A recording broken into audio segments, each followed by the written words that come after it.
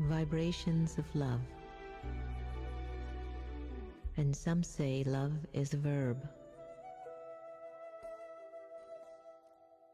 But much deeper than that,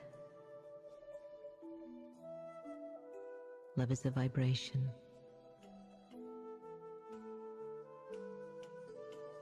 It is that energy that stirs the soul and opens up the heart. Vibrations of love call out to the divine that connects us with the beauty of life and the oneness of it all. I need not to say it with words, although it is always nice to hear, but greater still is to feel it. Vibrations of love lift me higher, and I fill the empty spaces within the soul. It is the divine in its purest essence. It is me at the height of my being. I am vibrations of love.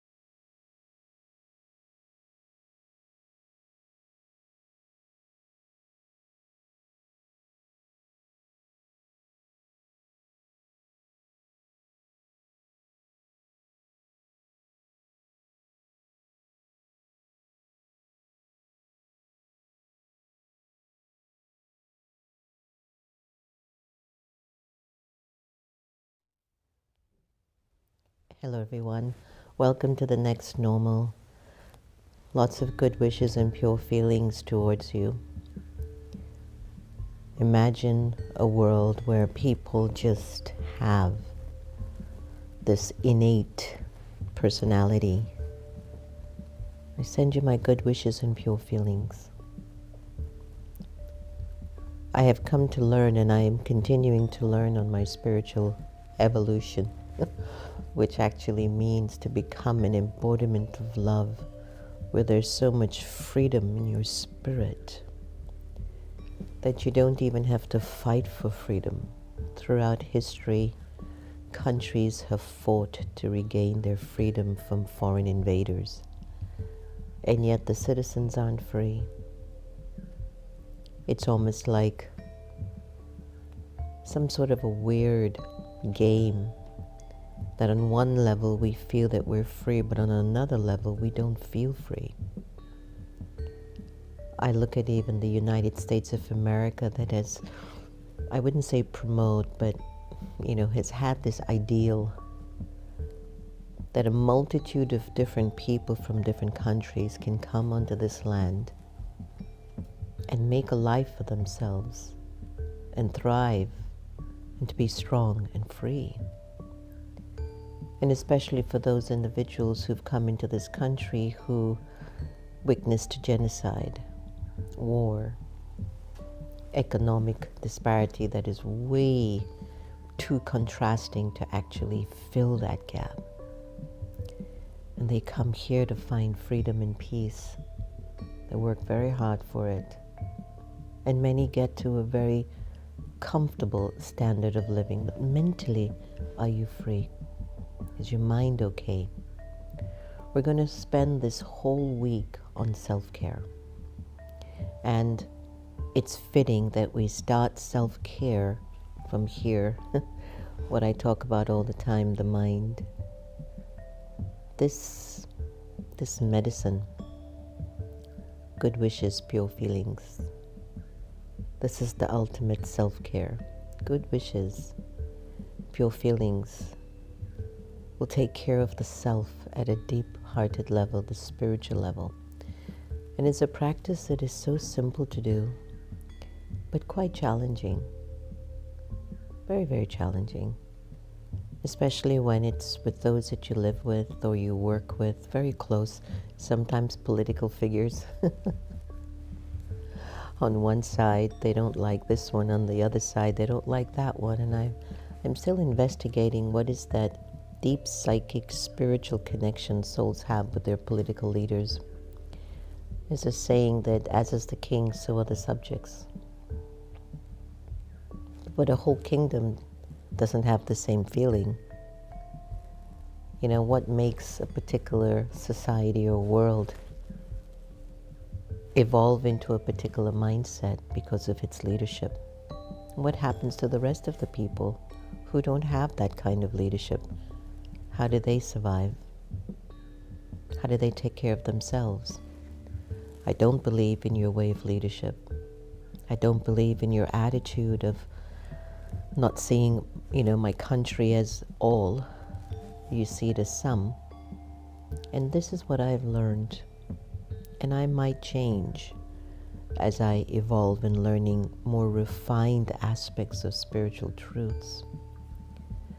A person who isn't invested in their spiritual well-being, in their self-care, will not have the attitude or the ability to take care of all peoples. There will be some kind of either bias or unconscious bias in which there's some recording that's not important. That group isn't important. That religion isn't important. That economic standard, that zip code, it's okay, leave them to fend for themselves.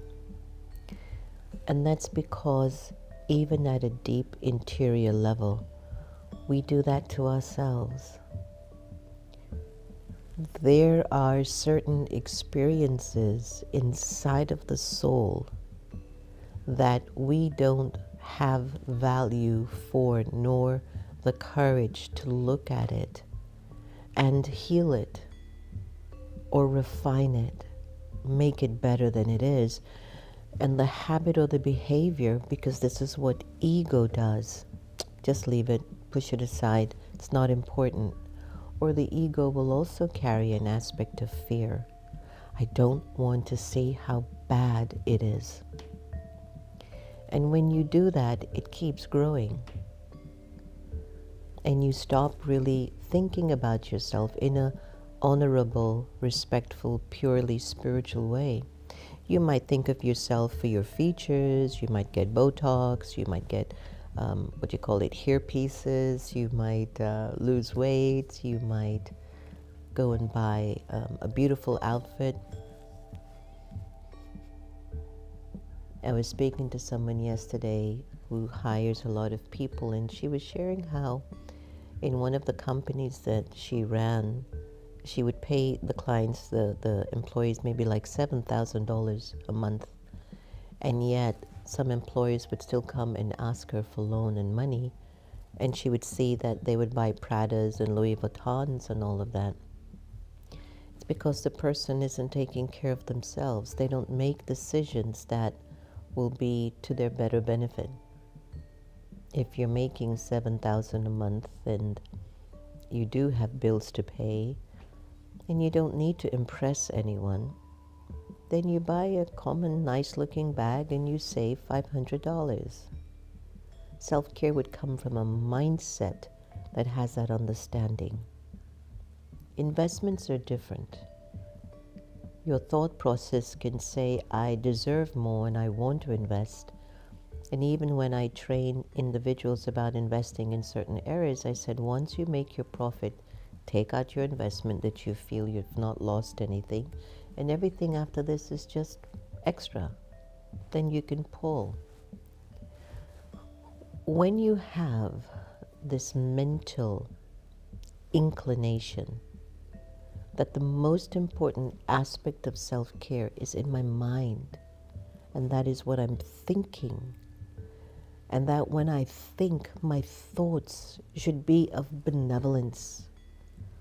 I break it down very simply. It's a very big part of the Brahma Kumaris teachings. Good wishes, pure feelings. And a lot of times we don't even recognize that at my moment of my interaction with a person, I don't really have good wishes or pure feelings. There is a judgment or an expectation or a critique of the person. When you think about these two energies coming together, both are not serving each other, and they walk away unserved.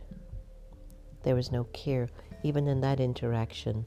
One, with the judgment or critique, was not in self-care. The other might have their own issues. They're not in self-care. Both people without self-care modes or means can't help each other. But when you start to really think about the first step of caring for yourself is your mind. What are you thinking?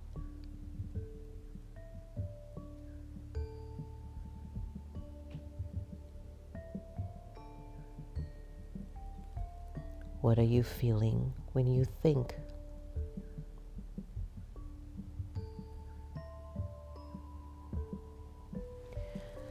Sometimes you feel a void.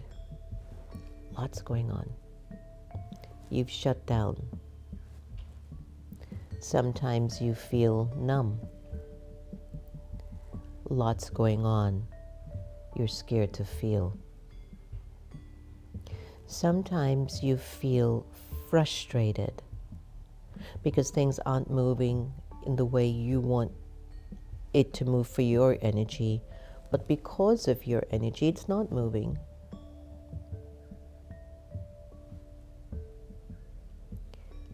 What are you feeling inside? Then you have this other level of feelings. I feel opened, clear, present, good, contented, ready for something new, inspired, enthusiastic, loving, understanding, patient, focused, very discerning, settled. That's somebody who's taking care of their mind. It's what you think. It's the ultimate form of self-care. And I'm going to leave you with one practice in the Brahma Kumaris teachings. The first aspect of self-care. There's an energy behind your eye, your spirit, the soul. That soul that's looking at me, listening to me. The soul, the spiritual being of light, this immortal, eternal, imperishable energy functions best when thoughts are positive, when thoughts are benevolent, when thoughts are loving. That energy of light that's behind your eye sends a vibration to others. And that vibration creates manifestations of relationships, finance, health, situations. It all comes as a result of that light. And based on what you think, the light either expands, makes your aura bright, attractive, or it decreases and it's so covered by thoughts of body consciousness, anger, lust, greed, attachment, ego, jealousy, competition, judgment, criticism, comparison, laziness, lies, deceit, disappointment. It continues, and the light in the soul just gets less and less. And before you know it, you look for massages, go to get your nails done, go on a vacation, go to the beach, eat your favorite food, find a companion that you think is aligned with you, get your hair done differently, buy a new car, get a new clothes. All of that is because you want to feel better. You want to take care of yourself, but it's different. So at this particular time, as we look at this era that we're in, this incredible age of transformation, take care of your mind. Slow down. Be soft. Be gentle. Your intuition will increase. Sometimes things don't always go the way that you wish, but it's because the energy within you is asking for a shift. You are asking to be better. You are asking that for yourself, because that's why certain things around you aren't going your way. Because you have to make that change. So the first responsibility of self-care. See yourself as that soul that you're going to live forever, so take care of yourself. Practice good wishes, pure feelings. If you don't know what it's like, wish somebody well. Wish somebody to be benefited. You're going to serve the soul at a very, very deep level. So let's take just a few seconds and send our good wishes to the families around California. And I even heard in Ghana too, the whole market burnt down. In New York, a whole apartment building has burnt down. Fire seems to be the element that needs coolness. It needs your coolness. So I want everyone to just visualize you blowing all these flames out, and it's just cooling down the earth. The ashes will replenish the earth for new trees and crops, for new thinking. It's time for a new beginning. To all the families and friends that have been affected,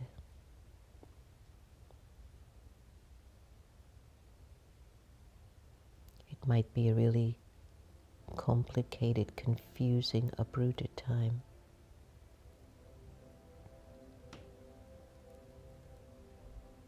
Turn to God. Turn to God's love to give you the strength to go through this with grace and ease.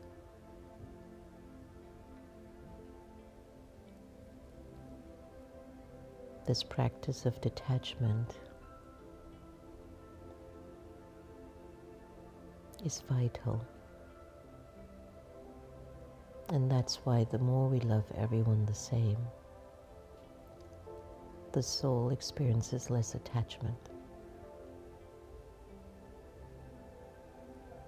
Now is your time to practice more than ever. The reality is, yes, you lost a lot of the possessions. Yes, you're displaced. Yes, it's horrifying. And yes, it's time for something new. Maybe something you've always wanted to do.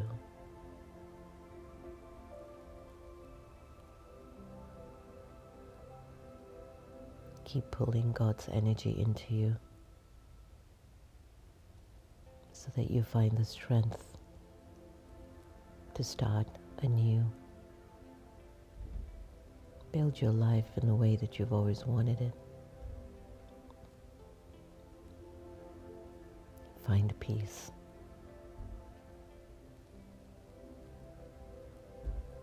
Your original religion is peace.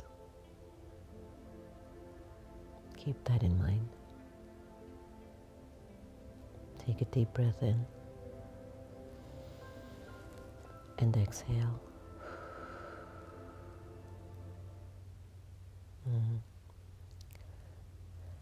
I really felt that one today. Let's go to AI and look at our awakened intelligence about self-care and how best and what are the benefits of taking care of oneself. Taking care of the mind is a vital aspect of self-care because the mind directly influences emotional, physical, and social well-being. 1. Enhance emotional well-being. 2. Improves physical health. 3. Boosts productivity and focus. 4. Fosters resilience. 5. Encourages positive relationships. 6. Promotes self-discovery. 7. Prevents burnout. Huge one. In essence, caring for the mind is self-care at its core. It lays the foundation for a balanced, fulfilling, and empowered life by fostering harmony within oneself and the world around you. Beautiful, beautiful.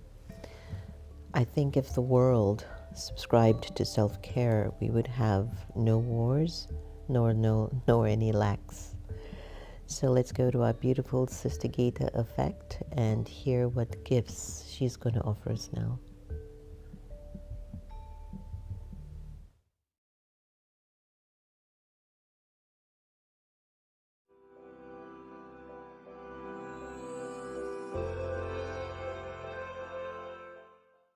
Who am I?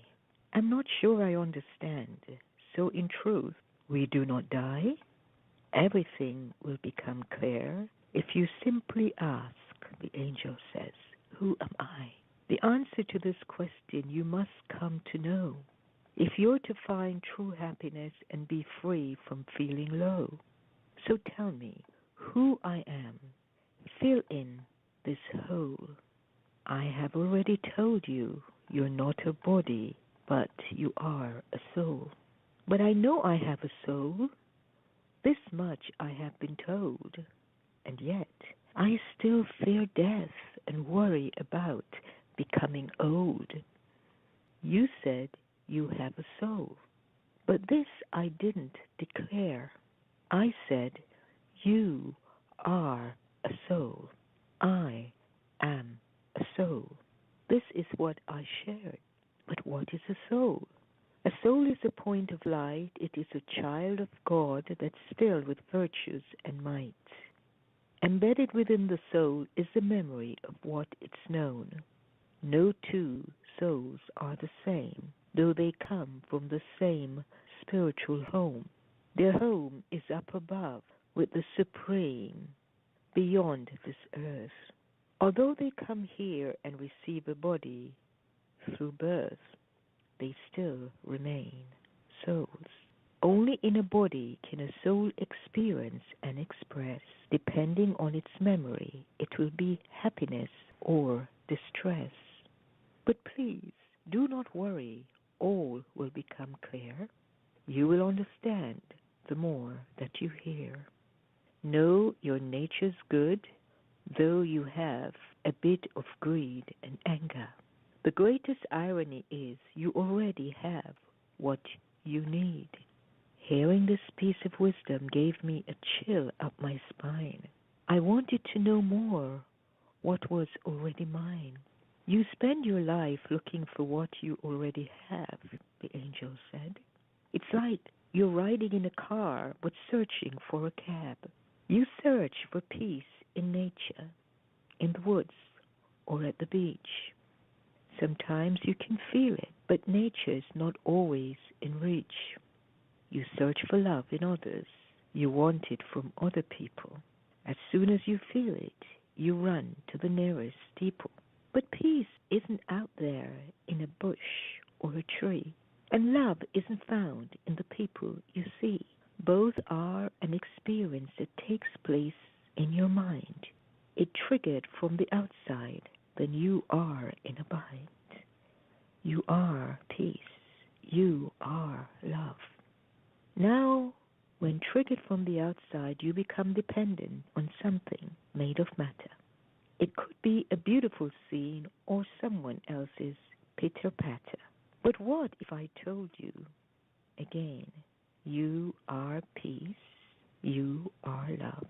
Would this not give you the lightness of a dove? For these you need not search. These virtues are in you, but you are many more, not just these two. Who am I? Thank you. Have a pensive day.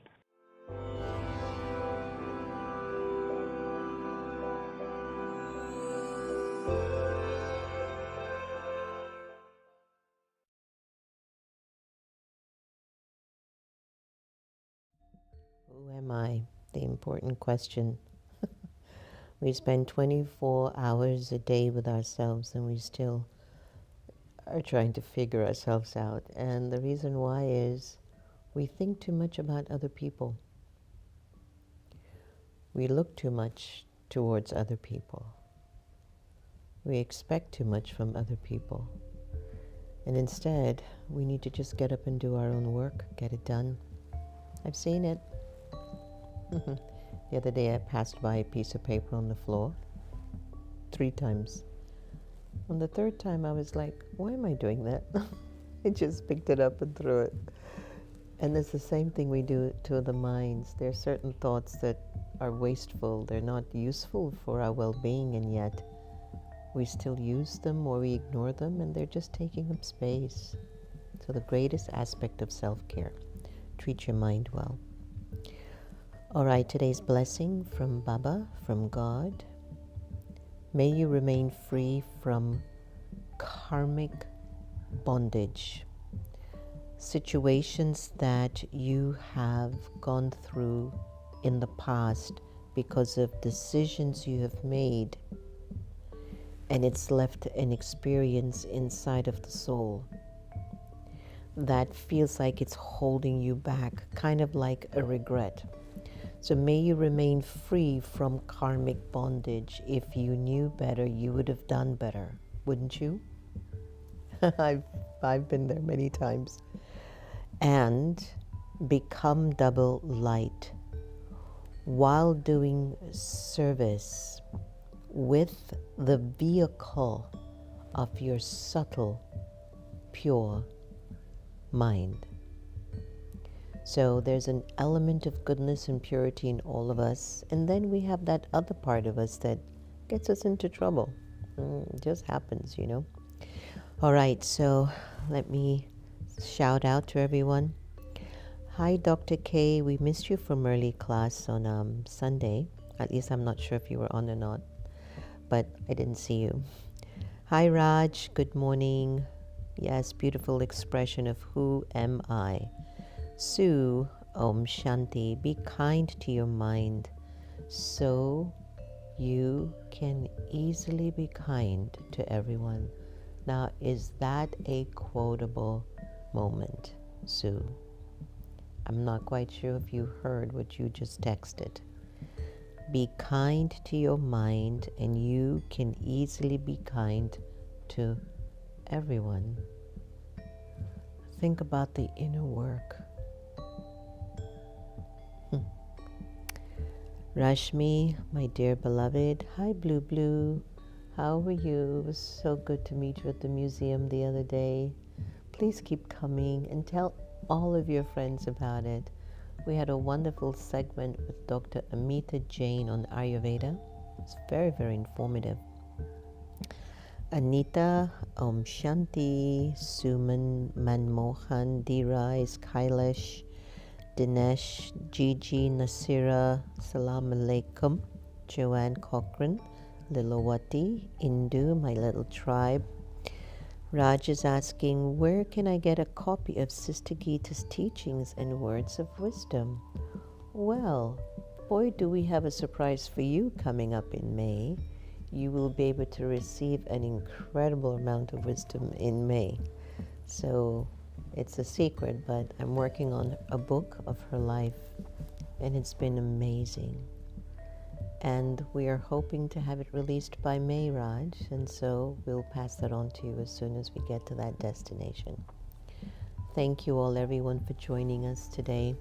Don't give anyone permission to make you stop loving them. Can't do it. It's so easy to hold your love back when somebody behaves in a way that is not what you want. But you're the one. You have to take care of yourself. You have to become good for you. That's our main responsibility. I know it sounds easy. It gets a little lonely, not in a negative way lonely. Lonely and really I gotta take care of my own mind. I gotta take care of me. That kind of lonely, which is a healthy lonely. And when you start to do that, your heart can open up more to people. And people are struggling with themselves, you know. You have the patience to see them through until they get on their own 2 feet. Especially if you're somebody that didn't give birth to children. You can adopt a lot of adult children and take care of them. It gives you the reward. It's humbling. It's a form of self-care. Good wishes, pure feelings. Thank you. Thank you. Many blessings. Take care of yourself. Om Shanti.